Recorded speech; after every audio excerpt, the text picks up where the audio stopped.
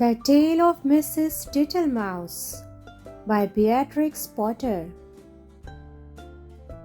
Once upon a time there was a wood mouse, and her name was Mrs. Tittlemouse. She lived in a bank under a hedge. Such a funny house! There were yards and yards of sandy passages, leading to storerooms and nut cellars and seed cellars, all amongst the roots of the hedge. There was a kitchen, a parlor, a pantry, and a larder. Also, there was Mrs. Tittlemouse's bedroom, where she slept in a little box bed. Mrs. Tittlemouse was a most terribly tidy, particular little mouse, always sweeping and dusting the soft sandy floors. Sometimes a beetle lost its way in the passages. "Shoo, shoo, little dirty feet," said Mrs. Tittlemouse, clattering her dustpan. And one day a little old woman ran up and down in a red spotty cloak. "Your house is on fire, Mother Ladybird! Fly away home to your children." Another day a big fat spider came in to shelter from the rain. "Beg pardon, is this not Miss Muffet's? Go away, you bold bad spider, leaving ends of cobweb all over my nice clean house." She bundled the spider out at a window. He let himself down the hedge with a long thin bit of string. Mrs. Tittlemouse went on her way to a distant storeroom to fetch cherry stones and thistledown seed for dinner. All along the passage she sniffed and looked at the floor. "I smell a smell of honey. Is it the cowslips outside in the hedge? I'm sure I can see the marks of little dirty feet." Suddenly, round a corner, she met Babbity Bumble. "Zizz, bzz, bzz," said the bumblebee. Mrs. Tittlemouse looked at her severely. She wished that she had a broom.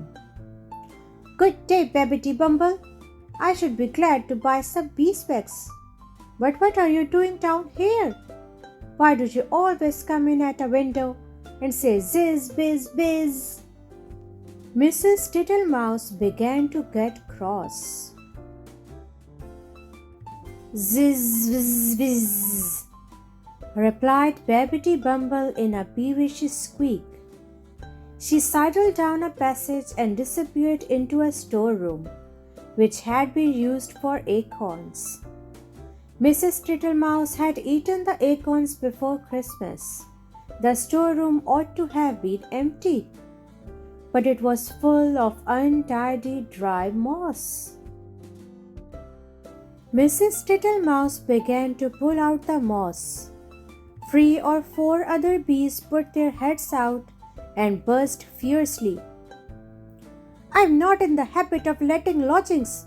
This is an intrusion," said Mrs. Tittlemouse. "I will have them turned out." Buzz, buzz, buzz. "I wonder who would help me." Buzz, buzz, buzz. "I will not have Mr. Jackson. He never wipes his feet." Mrs. Tittlemouse decided to leave the bees till after dinner. When she got back to the parlor, she heard someone coughing in a fat voice. And there sat Mr. Jackson himself. He was sitting all over a small rocking chair, twiddling his thumbs and smiling, with his feet on the fender. He lived in a drain below the hedge, in a very dirty, wet ditch. "How do you do, Mr. Jackson?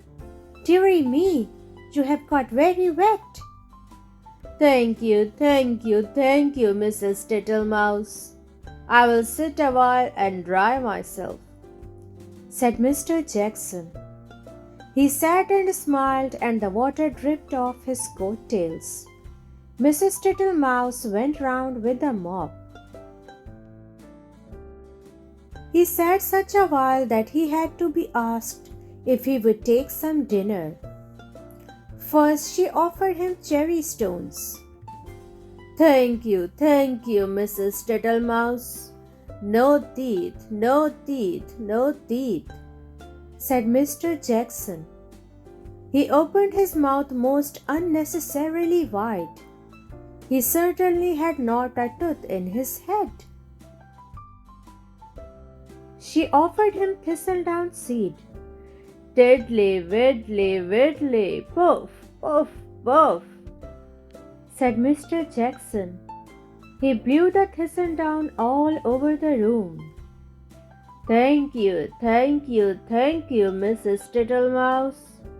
Now what I really should like would be a little dish of honey. I'm afraid I have not got any, Mr. Jackson, said Mrs. Tittlemouse. Diddly, widdly, widdly, Mrs. Tittlemouse, said the smiling Mr. Jackson. I can smell it. That is why I came to call. Mr. Jackson rose ponderously from the table and began to look into the cupboards. Mrs. Tittlemouse followed him with a dishcloth to wipe his large wet footmarks off the parlor floor. When he had convinced himself that there was no honey in the cupboards, he began to walk down the passage. Indeed, you will stick fast, Mr. Jackson. Diddly, widdly, widdly, Mrs. Tittlemouse.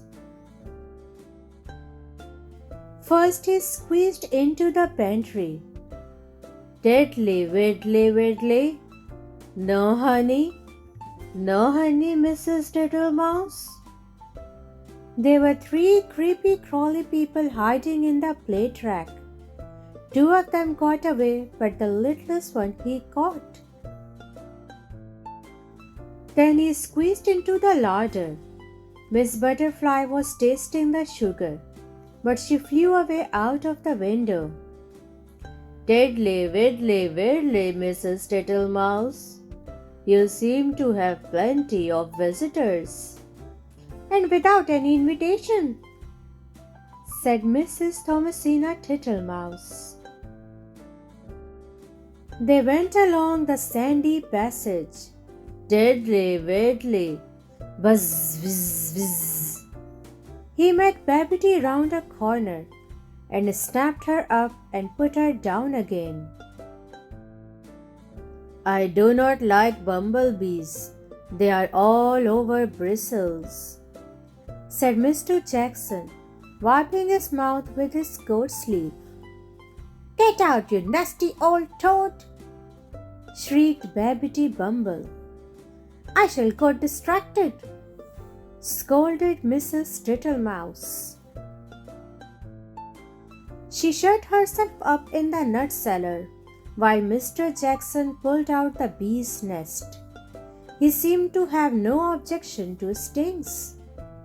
When Mrs. Tittlemouse ventured to come out, everybody had gone away. But the untidiness was something dreadful. Never did I see such a mess! Smears of honey and moss and thistledown and marks of big and little dirty feet all over my nice clean house. She gathered up the moss and the remains of the beeswax. Then she went out and fetched some twigs to partly close up the front door. I will make it too small for Mr. Jackson. She fetched soft soap and flannel and a new scrubbing brush from the storeroom, but she was too tired to do any more. First she fell asleep in her chair, and then she went to bed. Will it ever be tidy again? Said poor Mrs. Tittlemouse. Next morning she got up very early and began a spring cleaning which lasted a fortnight.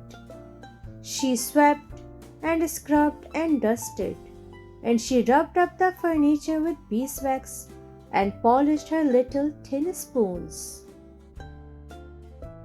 When it was all beautifully neat and clean, she gave a party to 5 other little mice without Mr. Jackson. He smelled the party and came up the bank, but he could not squeeze in at the door. So they handed him out acorn cupfuls of honeydew through the window, and he was not at all offended. He sat outside in the sun and said, "Tiddly, widdly, widdly, to your very good health, Mrs. Tittlemouse." The end.